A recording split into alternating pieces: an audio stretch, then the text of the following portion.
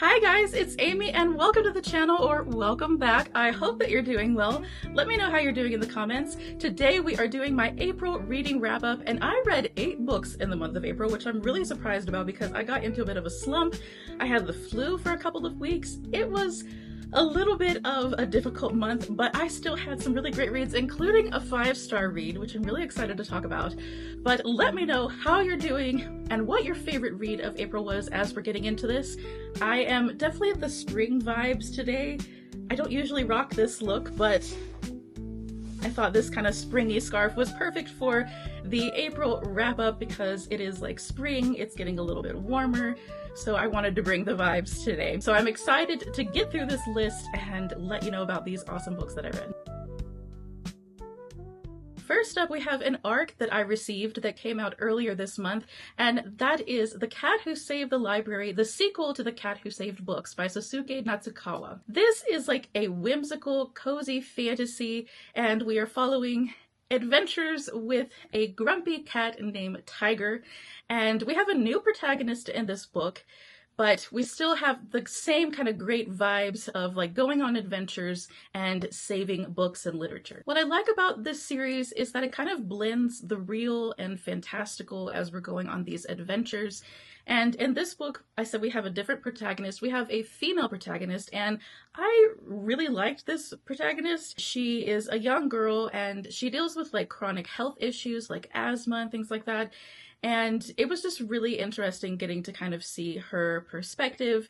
As someone who deals with chronic illness, I definitely related to it, including asthma. I just found her very relatable, but also a very like strong heroine at the same time. This is definitely a series that is trying to perpetrate different themes and important conversations, and this includes protecting books and libraries and information.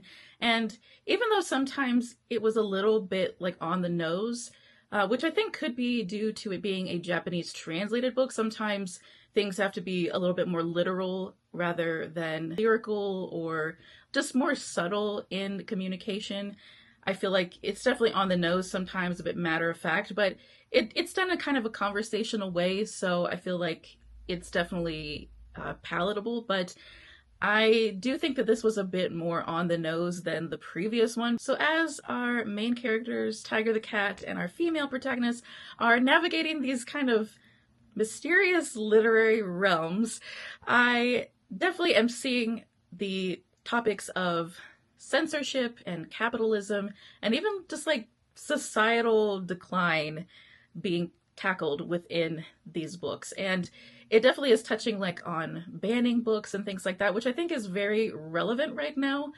And I think it's an important conversation to have. So I feel like this is a very timely book, and I definitely appreciate those elements that were discussed in the book. So even though we had a new protagonist, obviously we had Tiger the cat from the first book, but we also had some other characters that made some cameos, and I really enjoyed that about it. It kind of gave this nostalgic feel as you're reading the book, and it does take place like later than the first book.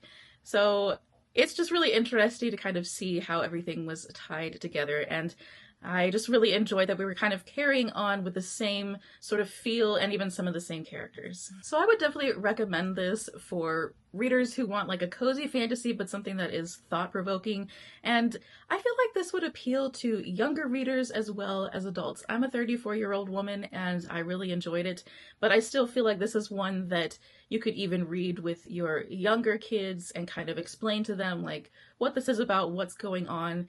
Teenagers would like this. I think it appeals to a lot of different ages, and I definitely like that about it.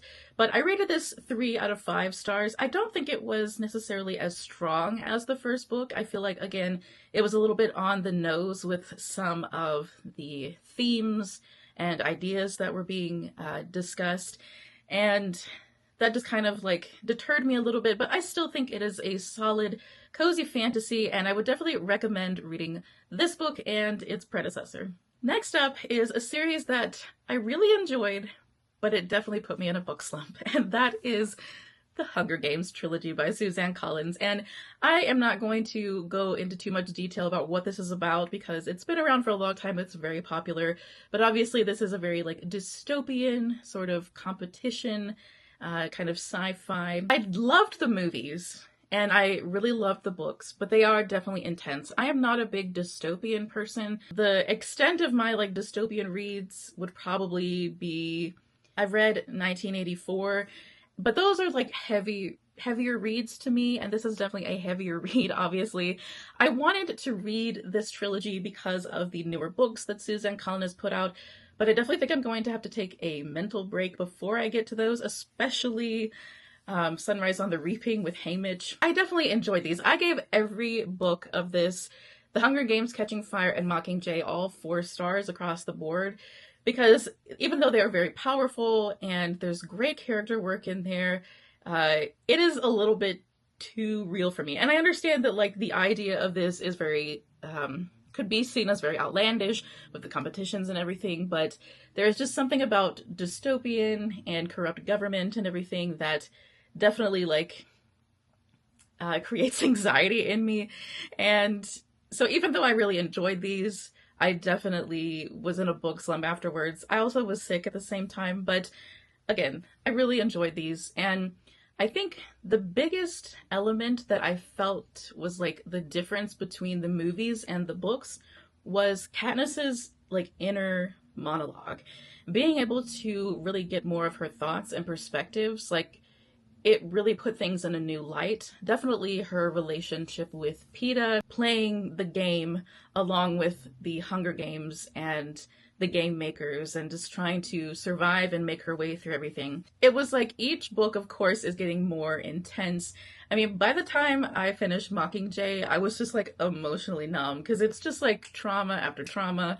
I mean, obviously we are at like full on war, and that is a traumatic thing in itself, but just seeing the emotional toll that Katniss and Peeta take, it's just, oh my gosh. It is so heart-wrenching, and I know that this is a very beloved series, and I definitely understand why. I'm just not a huge dystopian person, but I rated them all 4 stars because I appreciate the work and the writing that went into this. I will say that in the first book, I definitely felt some complications with reading as far as like sentence structure. That is maybe just a personal thing for me. I just found her sentence structure to be a little clunky, is the only way I could think to describe it. I just had a hard time kind of reading through and feeling the flow between the sentences. But again, that's probably just a personal thing. But as the series went on, I guess maybe got used to her writing style, or it just got better. I don't know, but I definitely felt better as I went on with the trilogy. But again, I definitely will need a break between reading this trilogy and the new books that have come out, but I do want to get to them. I think there's just something about this where it's more grounded in real life than maybe like a fantasy book or like a sci-fi that seems a bit outlandish, more outlandish than this. I feel like I just have an easier time detaching myself and reading the fantasy and being able to absorb those themes and everything. So it really does bring up an interesting conversation, like looking at these books, looking at our current state of the world, and seeing the comparisons, seeing the things that we need to do in order to prevent crazy situations like this happening. So it definitely opens up really important discussions, and I definitely appreciate that about the book. And I definitely remember that I think when the movies came out, you know, I was younger and maybe I didn't necessarily see this as like realistic, but as an adult, I see more of the realism of like corrupt government and society and things like that. So yeah, it definitely created more anxiety in me. But again, I still really enjoyed this and am looking forward to the new books, even though I'm going to need a little bit of a break. The next book that I read was my Book of the Month subscription pick, and that is A Sea of Unspoken Things by Adrienne Young. I really enjoy Adrienne Young's books. Her other books kind of in this same genre that are like supernatural mysteries, including The Unmaking of June Farrow and The Spells for Forgetting. I have enjoyed those. I think The Unmaking of June Farrow has been my favorite, but I really enjoyed, I have on my shelf back here, her Fable series. It's like a YA pirate series. I need to read more of her stuff, but again, I just really enjoy her writing. So when I saw this on Book of the Month, I was like, I definitely have to get that. And this was kind of my palate cleanser from the Hunger Games. It got me out of my slump, so I think that says good things about it. But this was probably the weaker of her, like, supernatural mystery books. I definitely think that it was a solid book. I gave this 3.5 out of 5 stars. So it wasn't perfect by any means, but I still enjoyed it. So in this story, we are following James, a woman who is a twin, and her twin has passed away, and so she's going back to her hometown in the American Northwest, where she is trying to kind of uncover the mysterious happenings around his death. And going back to her hometown, she's kind of having to confront the past. It is definitely a twisty sort of mystery with a lot of supernatural elements. And a lot of the supernatural comes from her feeling a, like, twin supernatural connection with her brother. And it definitely gets a little spooky and eerie, and the town itself is a bit spooky and eerie. It kind of has it has similar vibes to her book, The Spells for Forgetting, but this is more like just in the woods and the mountains and that sort of thing. Spells for Forgetting, I think, was on like a isolated island. So I think if you liked that book, you might like this one as well, but this was definitely more of look into the past, and there was also like following the current mystery that was going on and seeing like how small town life can be really complicated because everyone knows everybody and things can get convoluted and messy. And that was definitely an aspect of this book. I felt like the writing of this, which was kind of my biggest deterrent, the writing was a little bit dry. The characters were a little dry. But I felt like as the story went on and the mystery was kind of unfolding and revealing itself, I definitely found myself wanting to know what was going to happen next. And it's a very like slow burn sort of story. If that doesn't deter you, I would recommend this, but just be ready for kind of a slow burn, even when it comes to the characters. It's kind of like things are peppered throughout, and there's sort of like, oh, well, this happened in the past, but I'm not going to tell you what it is quite yet. There's a lot of that. And I, by the end, really enjoyed that aspect of it. And it was kind of like a whodunit sort of feel. It was just very unpredictable. I was very surprised by the twists and unpredictability of this story. And as I was reading it, I'm telling my husband, kind of updating him about what I'm reading. And he was kind of like guessing what the ending was. He definitely loves guessing it. And he was wrong about it. And I was like, you were wrong. You didn't guess it right. And he was like, oh my gosh, usually I get it right. So I feel like that kind of says a good thing about the book was that it was unpredictable and a bit difficult to guess with the mystery. And mysteries are not typical for my reading taste, but I just found this really interesting, and I like a supernatural element to any book. If you want to see more of my reading journey with this book, I did read this on my Week in a Life reading vlog, my previous video to this one, and it was definitely a good time going through this. I gave this 3.5 stars, and I would recommend it if you want kind of a palate cleansing, just solid mystery that is going to keep you on your toes and just be a good time. My next read is another from my reading vlog that you can check out, and that is Great Big Beautiful Life by Emily Henry. I really enjoyed this book, and I feel like that is an unpopular opinion. I've kind of seen a general consensus online that people are saying it kind of fell flat for them and was disappointing, and I don't really understand. I've heard the perspectives, I've heard the points that have been made. I just personally kind of disagree.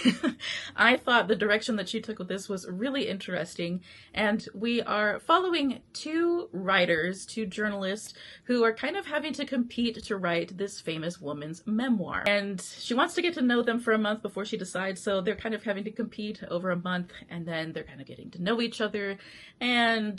you can see what goes from there. But I just thought the kind of dual storyline of the romance and then following this woman's family history and her life was very interesting. It kept me wanting to know what happened, what happens next. And I do understand where people are coming from of maybe the storylines were competing with each other. I thought that they flowed pretty well, ebb and flowed with each other. It was just a different, like, kind of theme and tone that she went with as far as including this memoir portion of the story. So it was different from her other books. So I could see if maybe people were just expecting more romance, that maybe it was a little bit of a letdown.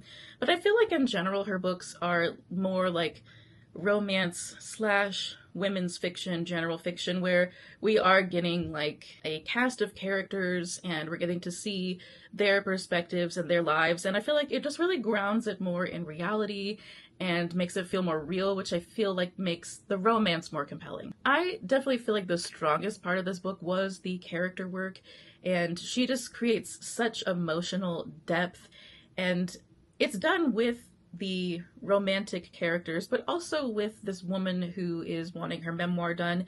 She has such a rich family history. It is messy, it is complex. Her life was complex as well, and it was just a lot of like generational trauma, resilience, and just like relational connections. It definitely has a lot of really great themes in there, and it all is communicated through the character work. Definitely by Emily Henry. She's done that a good bit with her books. So I was a little bit deterred by that, and I feel like the romance could have been a little bit stronger, but I still really enjoyed the chemistry between the characters, the kind of slow burn with them. Now, I did have my own deterrence with the book, and it was the reason that I gave it a 4.5 instead of 5. I think a big part of it was that the writers to lovers thing has kind of been overdone. I really loved the ending and how everything kind of came together, so I loved more elements than I disliked with this book, so that was my reasoning for giving it a 4.5. But it's just really interesting seeing when you like a book more than other people, and it's a pretty popular read. Everybody's tastes are different, and that's just how the cookie crumbles, as they say. So with kind of the different perspectives, the different kind of takes on whether you like this book or not, I don't know whether it's going to be for you. I just personally really enjoyed it and would recommend it. I think I would recommend it more if you're okay with the kind of dual storyline of this memoir, family history, and the romance. If that sounds appealing to you, I would definitely recommend this. If you want something that is more romance heavy, I don't know if I would recommend this. So just keep those things in mind and just kind of do your own research and make a decision for yourself. My second to last read is probably my favorite read from April, and that is The Maid and The Crocodile by Jordan Ifuko. I have officially made Jordan Ifuko one of my auto-buy authors. Every single book of hers that I have read has been 5 stars, including this one, and this is a really interesting kind of take on a cozy fantasy that's like a retelling of Howl's Moving Castle. So this is still within the kind of world of her Raybearer duology, but I think you could still read this as a standalone. There's enough explanation of the world and history in order to maybe have this as like an intro to her writing. But I personally think I would recommend reading the duology first, because there are like Easter eggs, different characters that kind of are taken from the duology and are in this story. But I had such a fantastic time with this. I don't want to give too much away about it because it does have elements from the duology, but we are following a young maid who was an orphan. She's aged out of her orphanage and she's trying to find work. And she is what is called a curse eater. She can literally like clean and sing away your curses, your regrets, your sins, you know, all of that sort of thing. And it's a very interesting kind of magic. And the way that it is used in this story is very interesting and very compelling. I really enjoyed our main character, Sade, the maid.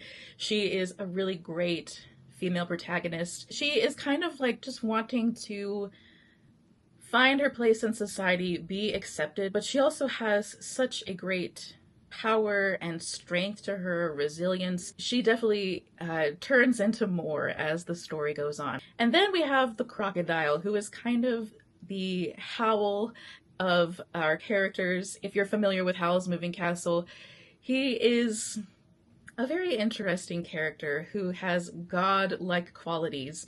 He is, oh, I don't want to give too much away about it, but he definitely has godlike qualities, and they definitely develop a relationship over the story. But there are just so many fantastic elements to this. The magic of this world, the just setting of the world, it being inspired by African folklore. It just is such a rich and just delicious world. Like, I love it so much. And the way that this is still kind of intense sometimes, but definitely not as much as Raybearer or Redemptor.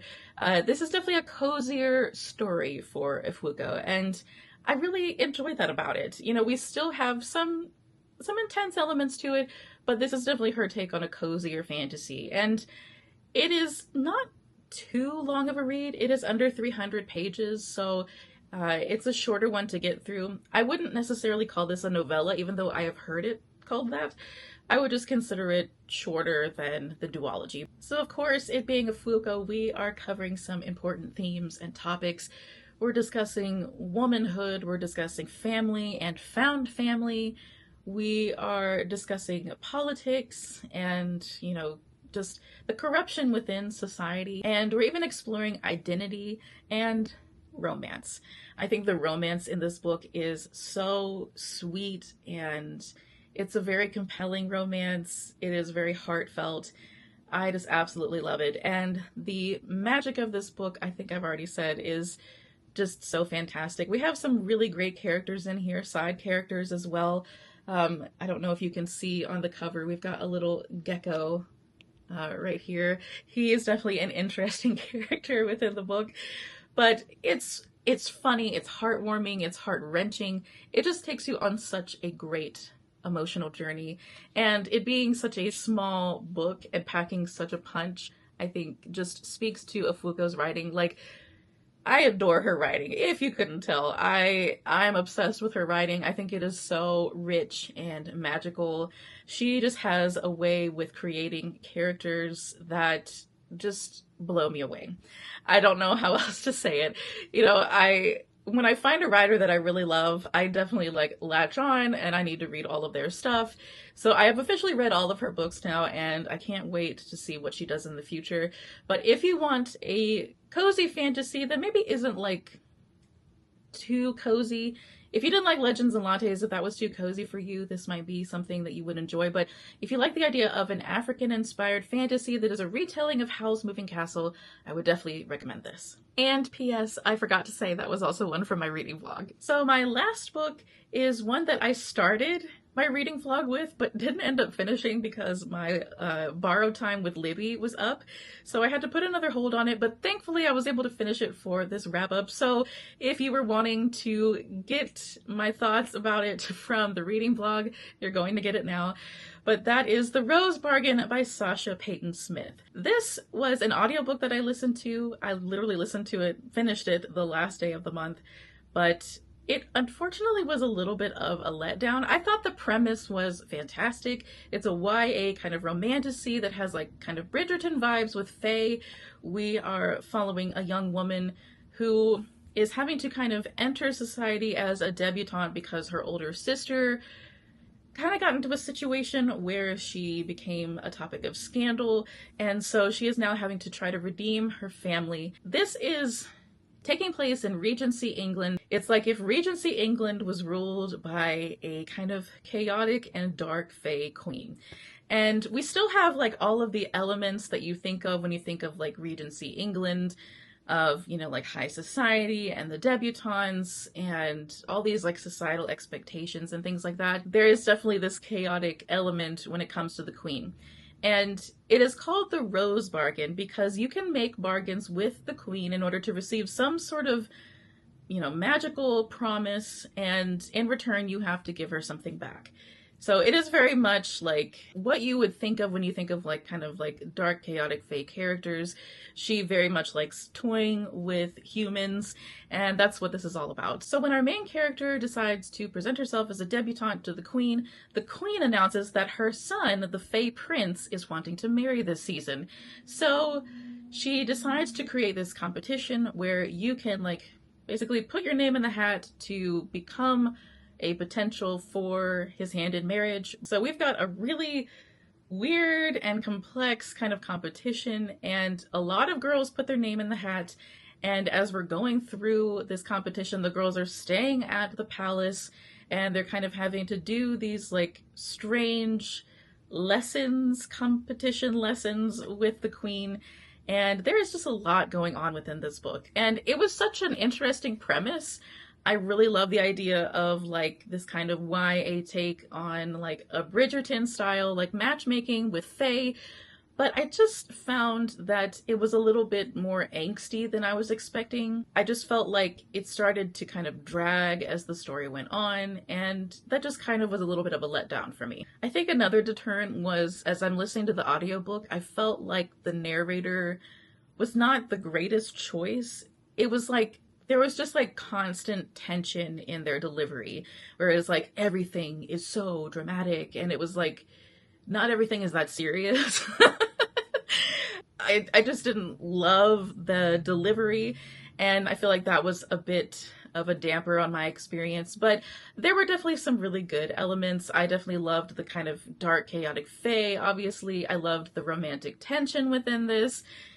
It's definitely like complex romance relationships and a lot of like secrets behind the scenes sort of things. There's definitely a lot of good elements in here, but again, it just kind of dragged for me. It was also like, there was a scene that was like a more PG-13 sort of spicy scene, but it was a full-on spicy scene, open door spicy scene within a YA book. And that just kind of like gives me the ick, because I don't want to read that in a YA book, and it was definitely there. It was not as explicit as maybe as an adult spicy scene, but it was still a little bit weird. Just be aware of that. There is spice in here, and it's definitely angsty, so just keep that in mind. But if you like the idea of a Bridgerton style, like matchmaking, Regency England sort of setting, and you like the idea of chaotic dark fae, this may be appealing to you. I didn't personally love it. I gave it 3 out of 5 stars, and it's not going to be one that I'm going to continue with, and I didn't know it was a standalone. Everybody was given the impression it was a standalone. It's a first of a series, so if you're not wanting to get into a series, don't read this, because I got to the end, and there's a bit of a cliffhanger, and I was like, what? That's it? Okay. I was not expecting that, so that was a bit disappointing for me as well. So it was just a lot of little things that added up to disappointment, and it was overall well done. I think it's an interesting story, but yeah, it was just not a strong one for me. I'm sorry that this is how we're ending the wrap up, but there's still other ones of this that you can read that were good.